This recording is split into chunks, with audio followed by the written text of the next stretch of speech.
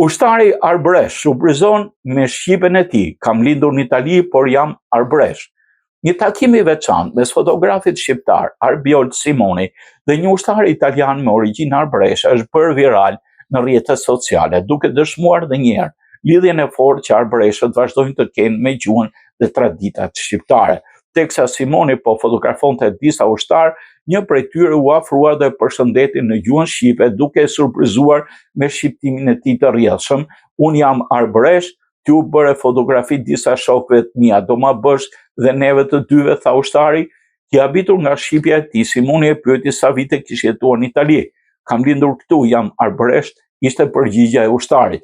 Ai tregon se jeton në një fshat arbresh në Itali, ku komuniteti vazhdon të ruajë me përkushtim gjuhën shqipe, këngën, veshjet tradicionale të trashëguara ndër breza. "Ne kemi gjuhën tonë, këngët tona dhe veshjet tona", u shpreh ai, duke theksuar krenarinë për identitetin dhe përardhjen e tij shqiptare. Në përfundim, Arbioli realizoi fotografi me kujtim ushtarin arbresh dhe shokët e tij dhe ju dhuroi menjëherë fotografinë, duke e mbyllur momentin me buzëqeshje dhe emocione pozitive.